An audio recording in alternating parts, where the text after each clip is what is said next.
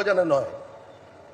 আমরা মানুষের সামনে দাঁড়িয়ে বলেছি যে রক্ত মাখা অস্ত্র হাতে যত রক্ত আঁখি, শিশু পাঠ্য কাহিনীতে থাকে মুখ ঢাকি। ভাতৃ হত্যার মধ্যে দিয়ে, রক্ত স্নানের মধ্যে দিয়ে, বিরোধী রাজনৈতিক নেতা কর্মীদের খুনের মধ্যে দিয়ে কোনোদিন কোনো প্রকৃত রাজনৈতিক পরিবর্তন আনা সম্ভব নয়। আমাদের দক্ষিণ 24 পরগনায় একাধিক কর্মী খুন হয়েছে, আমরা বিভিন্নভাবে আক্রান্ত হয়েছে। আমাদের এই পথ দিয়ে যেতে গেলে তৃণমূল কংগ্রেস তাকে আক্রমণ করতো, আক্রমণ।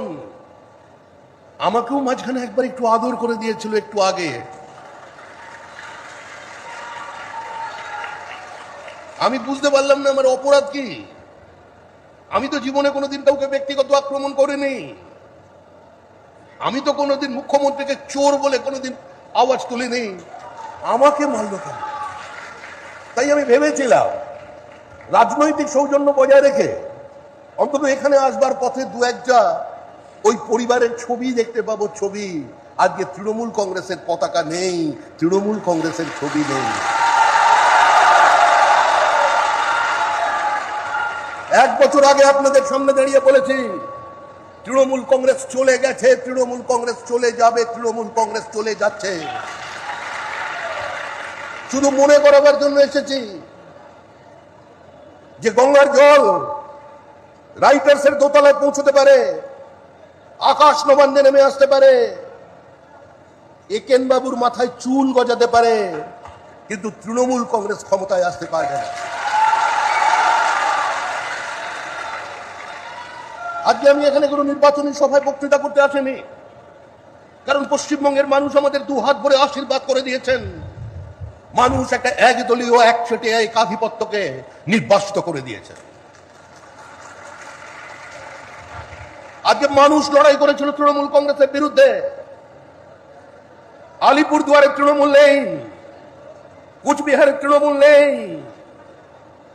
আগে বলতাম থাকবে না, এখন বলছি নেই। মানুষের আশীর্বাদ নিয়ে, তাদের অধিকার নিয়ে বলছি।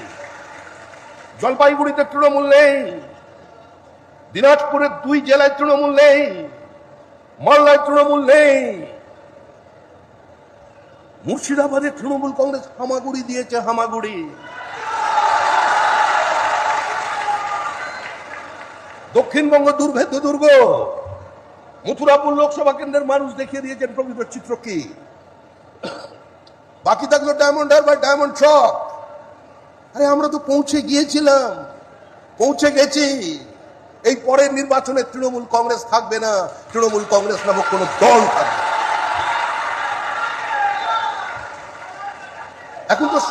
এখন তো সরকারটা নেই, এখন মুখ্যমন্ত্রী নেই, উত্তরাধিকারী নেই, ঔদ্ধত্য নেই, কনভয় 2000 পুলিশ নেই, তৃণমূল কংগ্রেসের বোমা নেই, তৃণমূল কংগ্রেসের গুলি নেই, তৃণমূল কংগ্রেসের আগ্নেয়াস্ত্র নেই। আপনারা প্রাণ ভরে শ্বাস নিন, কেউ আপনাদের বন্ধ করতে পারবে না। কিন্তু অতীতকে ভুলে যাবেন না। 2019-এর নির্বাচন, এই লোকসভা কেন্দ্রে বিভিন্ন মসজিদে মাইক লাগিয়ে ঘোষণা করে দেওয়া হয়েছিল, যারা অন্য ধর্মের মানুষ আছেন তারা চলে যান এখান থেকে, এই নির্বাচনে আপনাদের থাকবার কোনো প্রয়োজন নেই। কিন্তু সেদিন আমাদের ডায়মন্ড হারবারের কর্মীরা বলেছিলেন আমরা থাকতে এসেছি, চলে যেতে আসেনি। আমরা দাঁতে দাঁত চেপে লড়াই করেছি। আমাদের জেলা সভাপতি আক্রান্ত হয়েছেন, আমাদের 3 জন কর্মী খুন হয়ে গেছেন 2021-এর পর। তার আগেও দক্ষিণ 24 পরগনায় 31 জন বিজেপি কর্মী খুন হয়েছেন। তাদের মৃতদেহের উপর দাঁড়িয়ে, তাদের রক্তের উপর দিয়ে হাঁটতে হাঁটতে আজকে আমরা এই মঞ্চে এসে পৌঁছেছি। এই লড়াই জেতা হারার লড়াই নয়। আজকের এই সভা শুধু মার্জিন বাড়ানোর লক্ষ্যের সভা নয়। আজকের এই সভা শপথ নেবার সভা। 9 তারিখ আমরা একটা সরকার তৈরি করেছি। সেই সরকারটা পশ্চিমবঙ্গ রাজ্য সরকার, সেই সরকারটা তৃণমূল কংগ্রেস সরকার নয়। আমরা বারবার বোঝাতে চেয়েছি যে বাম জমানার প্রথম থেকে সরকার এবং দলের মধ্যে একটা সূক্ষ্ম বিভাজন রেখা ছিল। 2011-র কিছু বছর আগে থেকে সেই বিভাজন রেখাটাকে সম্পূর্ণ মুছে দিয়েছিল লেফট ফ্রন্ট। আর তারপরে যে সরকার দেখেছে, সেই সরকারে দেখলাম নেতা নেত্রী মন্ত্রী শান্ত্রী পুলিশ প্রশাসন মিলে মিশে একাকার হয়ে গেল। তারা সবাই মিলে ডিজে বাজাচ্ছিল, ডিজে। আর তাদের যিনি উত্তরাধিকারী, তিনি নেমন্তন্ন করেছিলেন অমিত শাহকে। তিনি বললেন আসুন 12টার সময়, 4 তারিখ বেলা 12টায় রবীন্দ্রসঙ্গীতও চলবে, ডিজেও চলবে। রবীন্দ্রনাথ তো ওপর থেকে চমকে চমকে উঠছে। এখন অবস্থা কি? জনরোষে আক্রান্ত, পুলিশ নেই তাই নেতা নেই, কনভয় নেই তাই হুঙ্কার নেই। আমরা তো বলছি আপনি আসুন, প্রচার করুন ফলতায়। আমাদের কর্মীরা আমাদের জেলা সভাপতি ফুল নিয়ে, শাঁখ বাজিয়ে আপনাকে স্বাগত জানাবে যে আপনি আসুন, হে বীর তোমার আসন পূর্ণ করো, তোমাকে আমরা মিস করছি, মিস, তুমি এসো।